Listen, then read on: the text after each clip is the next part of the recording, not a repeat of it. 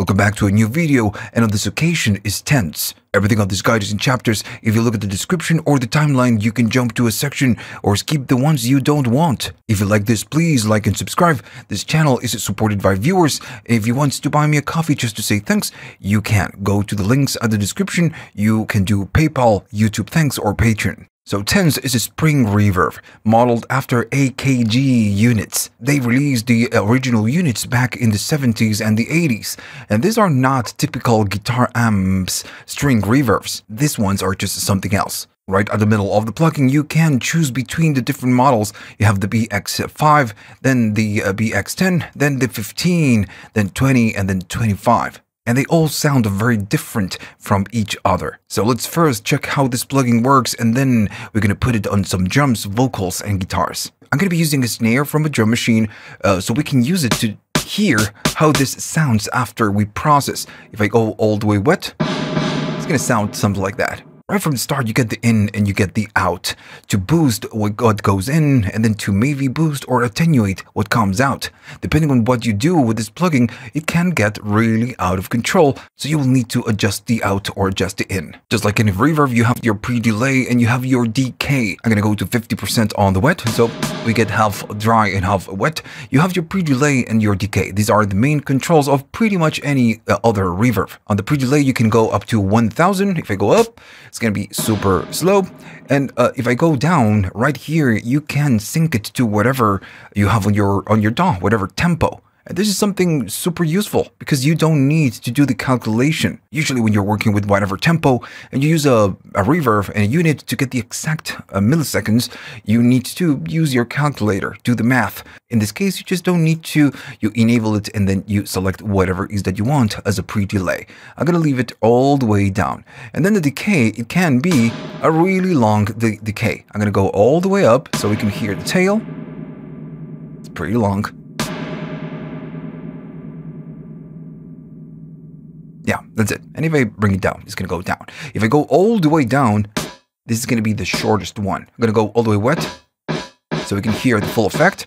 Or if I go to the other one, yeah, that's what we need. Okay, so I'm going to go down. All these controls that we are discussing, which are the main controls, they really depend on the model that you're using, especially this controls, the metallic, the tension, and the whoosh. If I play something with maybe a little bit of decay and all the default positions on the knobs, and I go to a different model, notice how different it sounds. And this one is longer and more aggressive. This one is not so aggressive and it's a little bit shorter. And the other ones are going to be, this one's longer, way noisier, much more aggressive. So all the different models, they have a different sound. The metallic by default is going to be on full, and this gives you a very bright type of sound. And it's that sing sound that you hear on the reverb. Now, if you go all the way to the other side, which is lower, the sound is going to be much darker. Right, just way dark, and I'm gonna go down to the decay. So it's super dark. And the other one is super bright. Of course, you can do something in between and just fine-tune this control. I'm gonna keep it all the way up on full, and I'm gonna go to the next control, which is gonna be the whoosh. So this is like the diffusion, if I have to give it a name. So going to low, you can hear the echoes. Maybe I'm gonna go up on the decay and I'm gonna play it. Yeah, we can hear that bounce.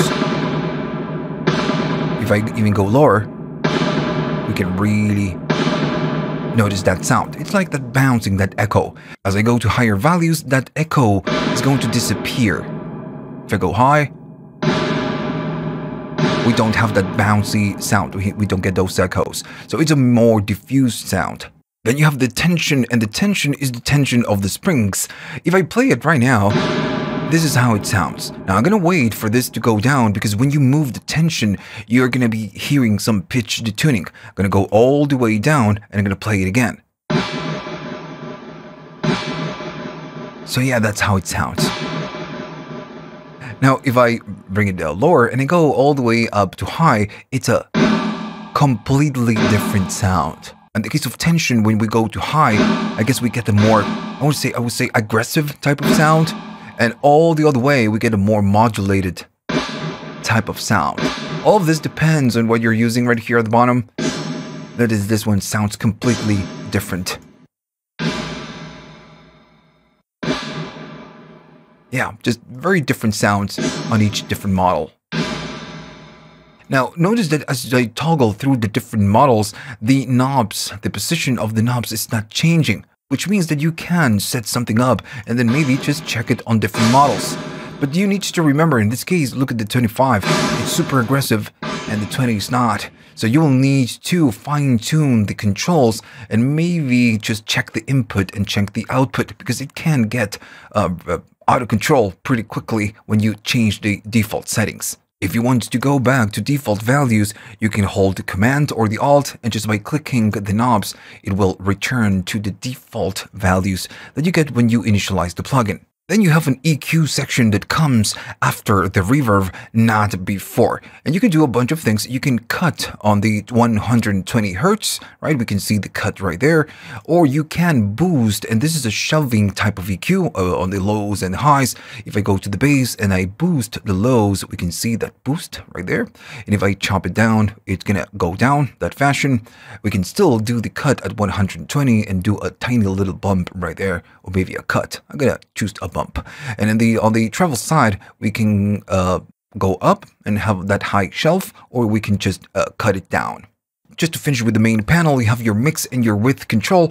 The mix, I know that you know what it is. You just can blend your dry signal and your wet signal, and all of this can change when we talk about the amp section. So I'm gonna be going all the way up, and I'm gonna go to the width. By default, the sound I'm using, it's stereo, so it's gonna be wide by default, but you can monoize the signal and just make it completely mono. And this is gonna monoize the reverb, not the snare.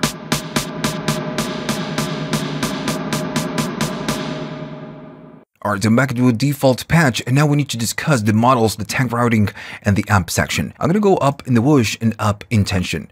And as we go through the different models, we can hear that they all are very different. And I want you to hear the echoes if I go down, the echoes and the tail. If I go to the other one, completely different, right? It's like faster, and the echoes on this one are just slower. If I go to the other one, it's just the tail is different, and we get a nasty tone, which is part of the sound.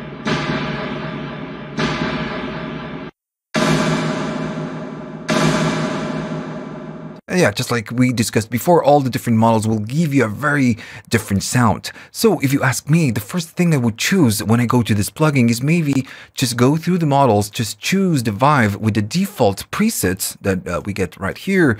And then just maybe when I like something, then I go to the pre-delay, the decay, the whoosh, tension, and I just, fine tune all the controls. Now, one thing that you need to be aware of is that the input is going to be mono by default right here, but you can make it stereo. The only difference is that if you make it to mono, it's going to be a very low consuming plugin, but if you go up, it's going to consume a little bit more. So your CPU is going to suffer a little bit more. This is a reverb plugin, and reverbs, they use a lot of CPU power. Now I'm going to keep it in mono just to save that CPU. Now every single model has two different reverb tanks. So this one has two, this one has two, and they are all different. Now this is why you get the A and the B, and then combinations of the A and the B. These are the different reverb tanks. If this is standing on the A, and I'm going to go, I don't know, to the first one, this means that it goes through through the tank A. But if I go to the B, this sounds very different.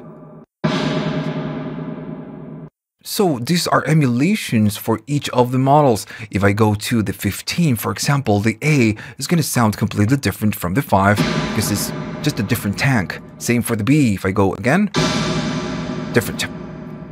If you keep going up to the next one, it's going to be A and B. And this means that it's going to use both tanks, but it's going to put the A on the left channel and the B on the right channel. If I play it, maybe I'm going to go to the 5 and just play it. If you're using headphones or good monitors, you can hear that the B is a little bit more aggressive on the right side. And it's because the B is just maybe a bit more saturated, I would say. So we can hear the difference. The sound goes really wide because you're using two different tanks. The B and the A, it means that it's going to put the B on the left side and the A on the right side. So now it's a little bit more aggressive on the on the B. A plus B is going to be putting the tanks in parallel. So now on the left side you have A and B summed together, then go out, and then on the right side you have the same thing. So if I play something right now, it's going to be pretty similar, right? We don't get just what we get on the A and the B, which is it's going to change your stereo image. This is a little bit more stable. Alright, so let's keep moving. The last thing that we need to discuss before the modulation is going to be the amp section. And this one, it's super useful. As you could guess, this is an emulation of a vintage unit, so the sound passes through a preamp stage. So we are talking now about coloration. This is why you get a drive. If the drive it's all the way to off, it says off, you're pretty much disabling the preamp stage, so you get no coloration. Now going up on drive, it gives you, more tone for your preamp. If I go all the way up, notice it sounds a lot more saturated. The output is going to go down. If we go back to no drive, it's much louder. If I go up, maybe we need to adjust the out to match the output. But yeah, this is something that you will need to do. By going up on drive, you are getting all the drive from the preamp. And again, just like the tanks and the different models, every single model has a different emulation of a preamp. Now then you have the tone, and this one is the tone from a pre. It goes from warm to bright, right? So way brighter. Alright, so things that you should know to handle this section. Each model has a different pre, like I said before, but most importantly, you can choose where you position the preamp. When you go here, you have a bunch of options. I'm gonna put it on solo. And notice that all of this now, it's grayed out. It's not available. So when you use solo, you get your in, which is your input signal. Then it goes through the preamp, but notice that you don't have a reverb stage. This is why these options are grayed out. So if I play something, now we get no reverb, and I'm going all the way wet. So driving all the way up, you can hear what the preamp it's doing to your sound, your main sound. And going down, we get nothing. Even if I go to dry, it's the same sound. Again, going up on the wet, and I go up on the drive, we can hear the preamp. It is a little bit louder. So yeah, this is what you can do with solo, which is super useful if you want to audition whatever it is that you're doing with the drive and the timbre. Now, the pre-dry, it means that your input goes to the pre, and then from that pre, the sound goes out to the mix. So that's your clean sound, the preamped sound, and then the preamped sound is gonna go through the reverb. So you're sending preamp signal to the reverb, and then the preamp clean, it goes out so you can blend it with your mix. So if you are going down and dry, this is going to be the overdriven sound from the drive and the amp. If I go to solo, notice that now it's not overdriven. So you can go up on the wet and you get a mix of your preamped sound and your reverb. The other ones are going to be a little bit different. If I go to pre-reverb, this means that now if you go all the way to the dry, and even if you drive all the way up, it doesn't matter. You will always get your clean sound, whatever comes into this plugin. As you go up, the preamp signal still goes to the reverb. So that's what is going to be getting processed by the reverb, the preamp sound. And at the end, again, you just get a clean, you get a blend of your dry, completely dry, and then your preamped and reverbed signal. Then you have more. If you go to post reverb, it means that the amp in this case is after the reverb. So when you're driving the preamp, you're just saturating the reverbed sound. That's why it sounds super aggressive. I'm going really hard on the drive. This is what we get. Now in this case, maybe I'm going to be going down to something that makes sense. And we're going to get that. So if I keep going up, some point is going to be a little bit too much. Still, if you blend it with your dry signal, you're gonna be getting something useful. And then lastly, you have your post mix. So on this one, pretty simple. The pre goes after the mix instead of going before the mix. So whatever it is that you do, whatever it is that you blend right here will be always going through the preamp, the drive. Even if I go dry, it's going to be saturated. If I go down, it's not saturated. Saturated. If I go up, it's highly saturated. So yeah, this is what happens when you go to the post mix. And then you have your on and off. I guess you know that, and you have a ton of different presets that you can use, and even you can do A and B right here at the top. Now then you have a modulation section. I'm going to show you how this works in a minute. First, what I want to do, I want to put it in some vocals and some guitars. Alright, so I'm going to be playing some vocals and using the presets. I'm not going to go crazy right here myself. I'm going to use the presets and just see how this sounds. I'm going to play back a track, and I'm going to turn it off first. This is how it sounds. I'm going to turn it on and go to the vocals presets. I'm going to go to 5 dance.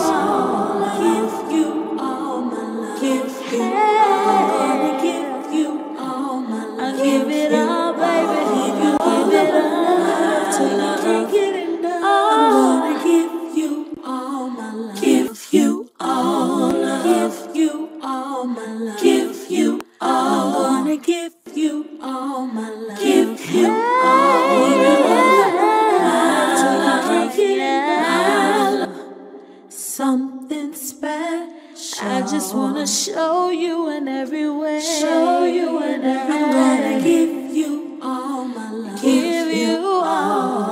Give you all my love. Give you all.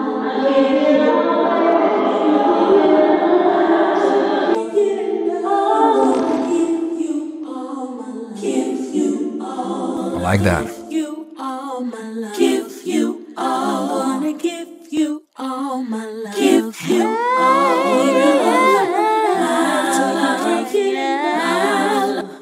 I'm going to be going to something else, maybe vocals model, and then 20. I have a different vocal right here. Let me just turn it off and show you how it sounds.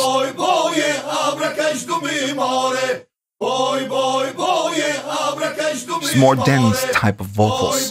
If I turn it on,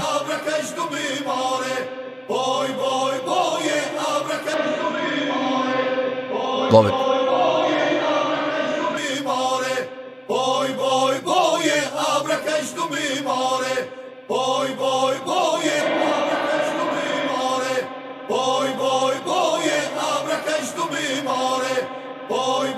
Now what happens if I go to A and B?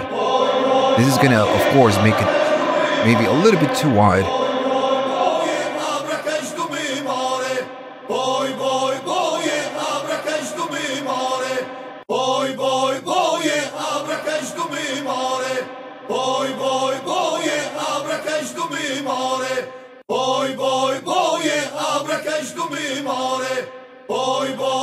Alright, so now if you think about this, this is and I'm telling you this by experience, usually when you get a spring reverb, and I'm telling you this because I'm a guitar player, mainly a guitar player, been playing for 30 years, so spring reverbs are just like, guitars and spring reverbs are just like bread and butter.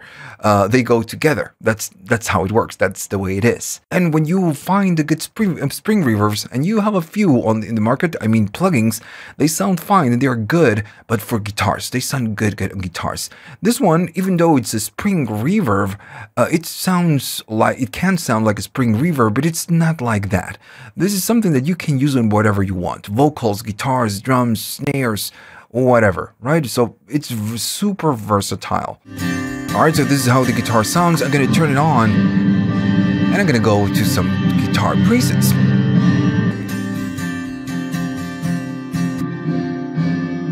This is mono.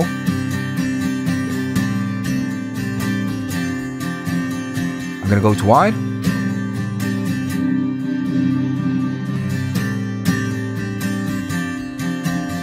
I'm going to go up on the decay.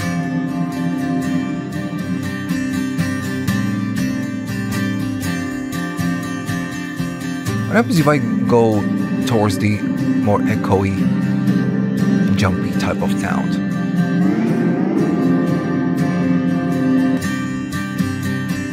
Just try different things right here. Alright, so let me try a different preset.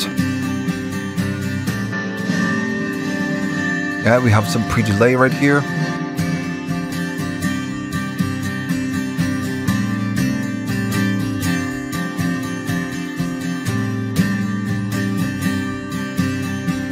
See why it's useful, the sync?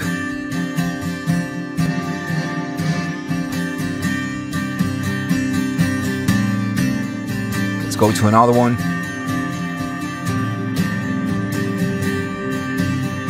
This one is super long. It creates a cloud in the background. This is why, again, it's useful to have the treble and the bass. And even the timbre, right? Cool, let's go to a new one. Guitar cave. Yeah, it sounds like a cave.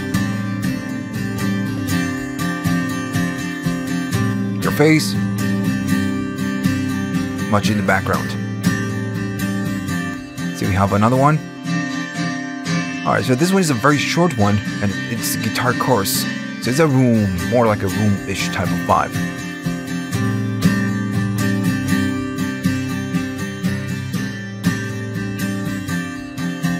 Alright, now let's do some electric guitars. Alright, so this is the guitar solo. This is electric guitar. I'm gonna do on a default patch, and I'm gonna go to guitars. And just do the same thing we did previously. So notice is even though it's a spring reverb, the spring type of vibe, it doesn't sound like a guitar spring reverb. It sounds like something else. And that's actually good.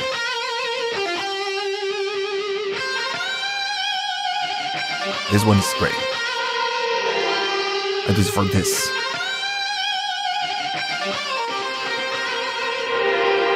And this one is maybe too long, but that's fine.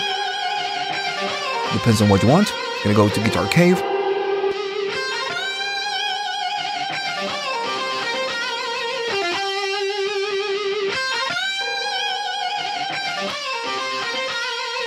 And we tried this one before. Let's see if this one. Oh.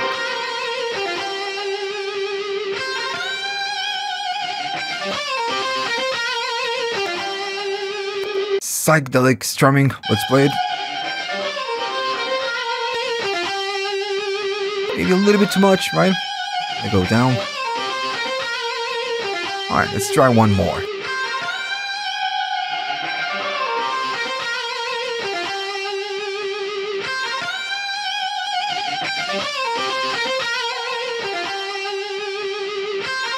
Alright, I think that's enough. So, yeah, it just gives you what you want or what you expect from a reverb. And I guess that maybe just like most of us, you have a lot of reverbs, and this is a good take. This is a good plugin because it's just not like the other reverbs. Right? It just gives you something else. Right. Last but not least, you get an envelope follower when you click it right here on the envelope, or you get an LFO, a low frequency oscillator. Now, if you know synthesizers, you already know what is an envelope follower or an LFO. Now, LFO is a constant motion. We need to set a target. I'm standing on LFO right here. So you need to set a target, which is this one, which knob or what you want to target. And the LFO is going to do a modulation at a very specific rate. And it's going to do it in some fashion. That's going to be the wave. It's going to go up and down on a sine wave or triangle or, whatever. And the last one, it's random, right? Just maybe could be sample and hold, but I guess it's random. You can sync the rate of the LFO if you wanted to, and this is how aggressive the LFO is. And just to give you an example, maybe I could target the pre-delay, and this is going to give you a pitch vibrato type of effect, because we are modulating the pre-delay very fast up and down. So I'm going to be going right here, and my target is going to be the pre-delay, which is going to be this one, right? And then I'm going to be setting some rate. Maybe I'm going to go here. I'm not going to use divisions. I'm going to put it right there. And we're going to do some depth. And for now, I'm just going to be playing it. I'm gonna go down the volume just a little bit, and I'm gonna go up on the wet, all the way wet. Notice that we are getting a pitch vibrato, a detuning on the voice.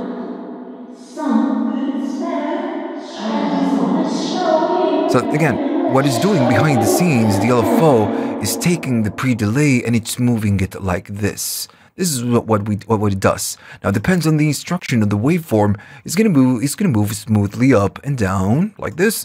Or if you're using something like a square wave, for example, it's gonna go very quickly up and then down, like an on and off, something like that. So this is what the LFO does.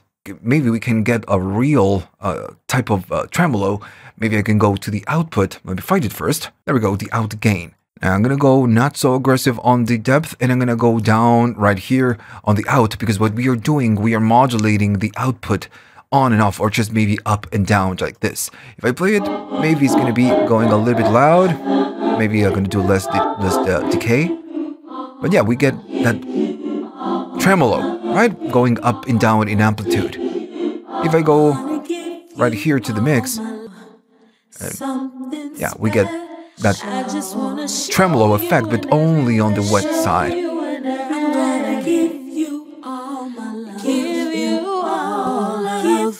Right? So we get nothing. Right?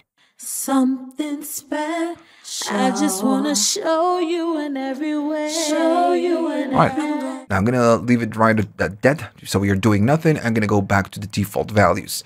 Now then you have the envelope follower. So if you don't know what an envelope follower is, it's going to listen for a source. In this case, on this plugin, it's going to be the type of input. In this case, it's going to be pre, post, or you can use a sidechain. Pre, it means that it will listen to the sound that comes in this case, the drive vocals. If you select post, it's going to be listening to whatever that comes out, right? And that is what it's going to use as an envelope follower. Now, in this case, I'm going to choose pre.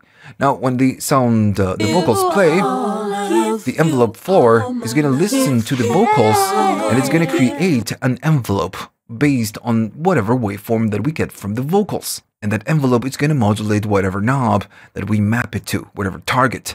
So I'm going to give you an example, just like before. I'm going to go to tension, right? Just going to go to tension.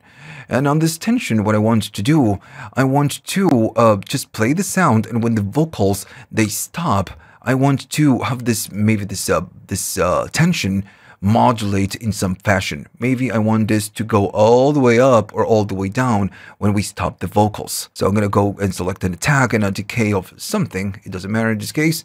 And I'm going to go all the way up on the depth. I'm going to go all the way up. So the tension is very low when I play the vocals. And when I stop it, I'm going to go all the way wet. This tension, what it does, is going to do something. It's going to do something like that. But this is going to happen when I stop the envelope.